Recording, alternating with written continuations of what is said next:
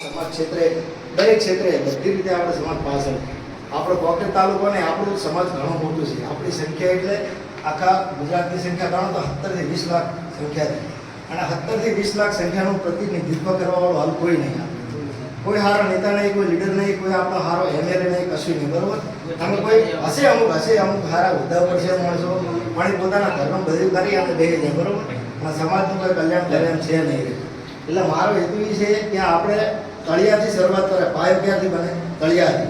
તળિયું સારું બનાવો, પાયો સારું બનાવો તો મકાન સારું બને. બરોબર, એટલે મારી ઈચ્છા એવી છે કે બધા જે આટલા લોકો આવ્યા છે મજબૂતીથી ટકે અને સમાજને આગળ લાવવાના બધા પ્રયત્નો કરે, હારે મળીને તો આગળ વધશું. આવે બાકી એકલાથી કંઈ નથી.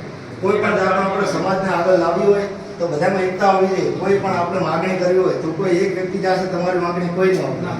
પણ તમે જ્યારે ગ્રુપ બને, સંગઠન બને, તમે એકતા એક અવાજ કરશો તો તમારો અવાજ બધા લોકો અવાજ છે.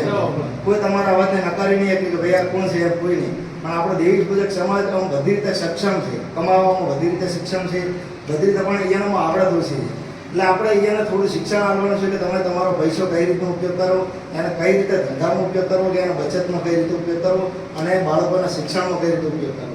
એટલે આપણે અહીંયાને ખાલી શિક્ષણ એક રસ્તો બતાવવાનો છે કે તમે ભાઈ આ રીતનું કાર્ય કરો તો આપણો સમાજ આગળ આવે. અને આપણી સમાજમાં એટલે પબ્લિક કમાય એટલે જબ્બર કમાય, એના વપરાશ એટલો કરે આપણી સમાજ, પણ બચતમાં કોઈ ઉલ્લેખ છે જ નહીં. કોઈના જોડે બચતનો કોઈ હેતુ જ નહીં. એટલે સમાજને પહેલાં તો આપણે બચત કરતા શીખવાડવાની અને બાળકોને શિક્ષણ માણસો હોય સારું આયોજન કરે ત્યાં ફોટા પડાવવાનું કરી દે.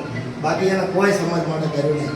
એટલે આપણે એવા લોકોને યાચા પાડવાના છે કે આ મારું ઘરે મહેનત કરવાવાળા કારણ ખાલી હારે ફોટા પાડવા આવી જાય એમના ચાલે. આપણે જે મહેનત કરીએ આપણે આગળ બીજાને બતાવવાની છે. જેમ આપણે જો ટીમ્પે સરોવર ભરાય, અત્યારે આપણે 5, 10, 15 થયા, એમ ધીરે ધીરે આખું ગ્રુપ બને, સંગઠન બને. એક દાડા કશું નહીં થઈ જાય. અમે હવે એમ વિચારો કે આ મારું આ કર્યું બરોબર, 5 દાડા 10 દાડા થયા, આ મારું કોઈ સુધારો ના થાય. પણ તમે 5-10 દાડામાં સુધારો નહીં જાય. એના માટે તમારે થોડી ધીરજ રાખવી પડે અને એના માટે મહેનત કરવી પડે તો તમારે બધી રીતનું વિકાસ થાય સમાજમાં. બાકી 5 દાડામાં તમે રિઝલ્ટ નહીં મળે, તમે હિંમત હારીને દઈ જાઓ કે આ મારા સમાજને આવી રીતે નહીં સુધરે તો આરું કશું નહીં થાય. પછી એના માટે તમારા જે જોડાય ને બીજો એને મોટી મળી ગઈ હશે, એના માટે આખું ગ્રુપ આખું દઈ જાય.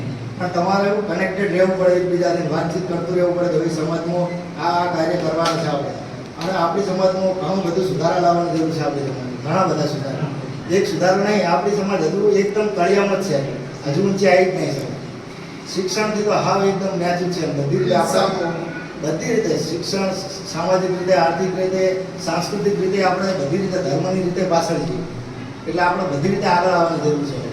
કારણ કે એમાંથી શિક્ષણથી આપણે બધું આગળ થવાય. બરાબર, તો જે છે આપણે શિક્ષણનો સુધારો કરવાની જરૂર છે તો આપણે આગળ વધવા. બાકી તો કોઈ થવાનું નહીં. જે છે મેન શિક્ષણ કરો, આગળ વધો તો જ થાય. બીજું કંઈ આપણું જે આમાં હેતુ એટલો જ છે કે શિક્ષણ